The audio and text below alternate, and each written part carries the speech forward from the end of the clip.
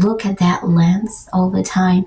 Talk to your audience, like you are right there in front of them. And that's how you make that connection. Okay, so have you noticed that a lot of content creation tips channels tell you that you have to pick out a niche? A niche is like basically a topic that you have to focus on in your channel, what your channel is about. Well, I'm here to tell you that that's a strategy of theirs to keep coming back. Just hang on and buckle up. Welcome to the Justera. This is Melissa Terrace Mom. You're going to be able to find this video in the playlist, Our YouTube Content Creation Journey. I'm going to be placing that link in the description below. Please remember, this video is only for entertainment purposes only. There is no professional advice provided. So what these content creators do is that they build a connection to be able to, from there, create a positive connection. And that means that a lot of this information that they release out there is going to resonate with a lot of people. And once they do that, they will start building up a community little by little. Now, that doesn't apply to everybody though, and I'm going to explain to you why. So if you ask me, unless you had a YouTube content creation tips channel, in my opinion, I would tell you, go with personal brand. Personal branding fosters a lot of relationships that will absolutely make other people feel that a lot of the content that you're putting out there is relatable. So if you focus on one niche in your channel, you may be able to experience very fast growth of subscribers. However, once that topic is no longer trendy, once a lot of people have just gotten their answers that they needed, they might not want to come back and just move on to the next thing. You might actually even get tired of speaking of the same subject over and over again. You may actually find that you run out of topics to present or to talk about.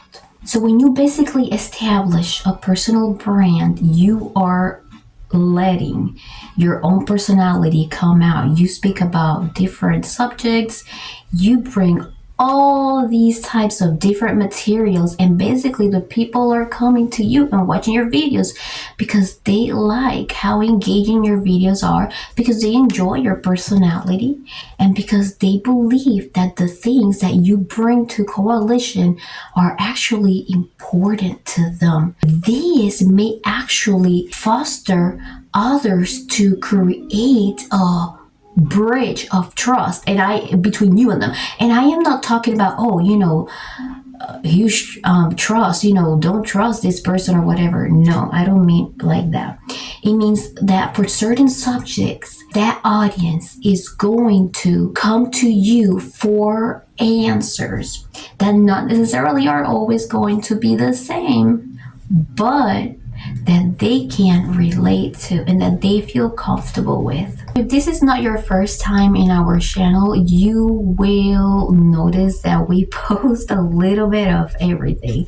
We do vlogging, we post traveling, food stuff, we do case reactions, a little bit of everything, but we just still create an online presence that people may feel entertained by or educated by, because we bring a whole bunch of subjects. Now, personal branding doesn't mean that you have to be a perfect person with a perfect background. That's not it.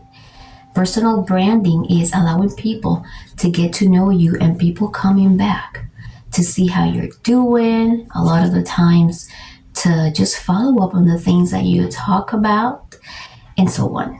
Now, one of the things that I think, in my opinion, distinguishes you among other people is when your values or opinions are consistent.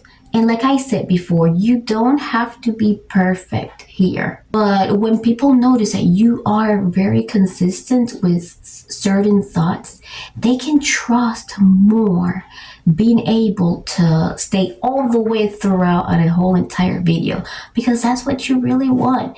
You want to increase the retention in your videos. One thing that you do have to keep in mind In my opinion, right, when you work with personal branding, you can't expect overnight fast growth. It takes a while because not everyone out there is going to care about your personal life, right?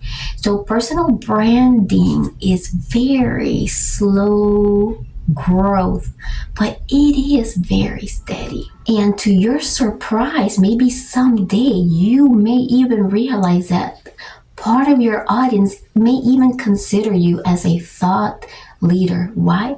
Because you have proven that you are knowledgeable in certain subjects and they may consider you as a go-to person for a certain subject. And because of that, I do actually recommend that you create and organize your videos in specific playlists.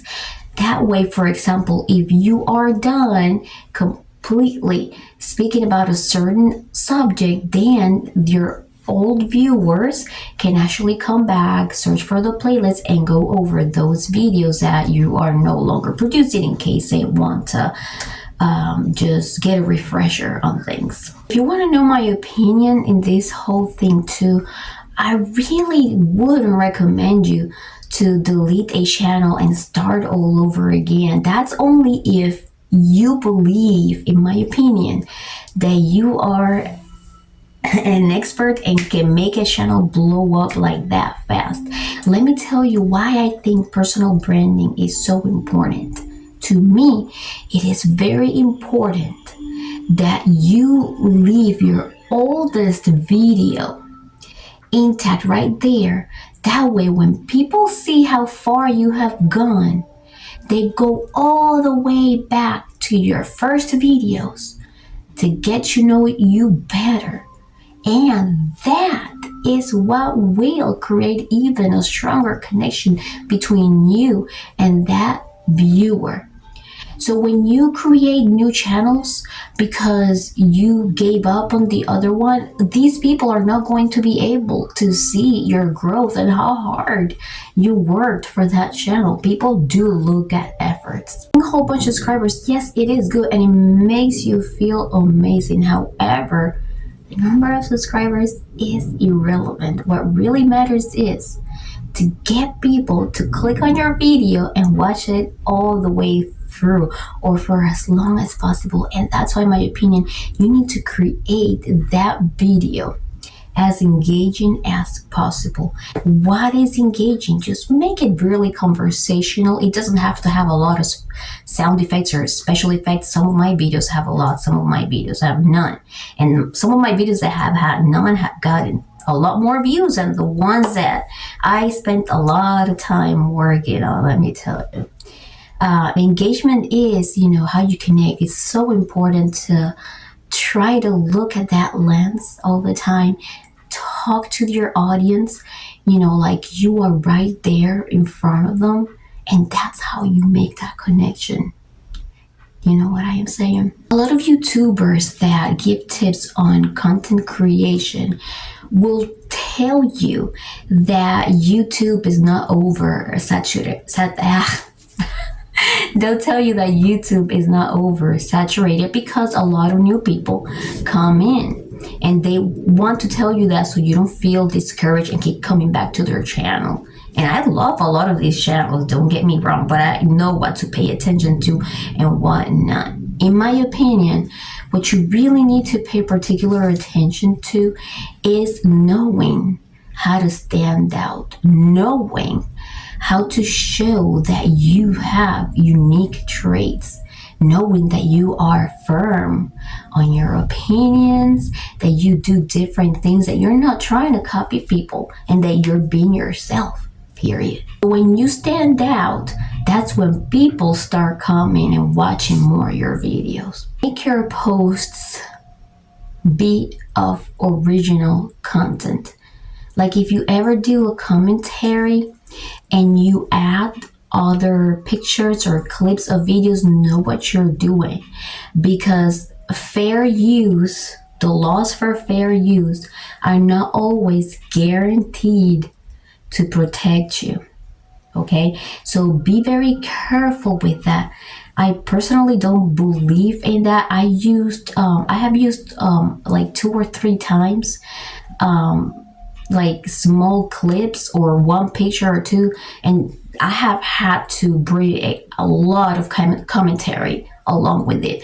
And I don't overuse it or anything like that because it can be very dangerous and it can backfire on you, and you don't really need all that stress. Anyways, I hope you enjoyed watching this video. It's not extra long, but I just didn't want to get you all bored and all that. Thank you so much for being here. If you found it interesting, hit the like and subscribe for more.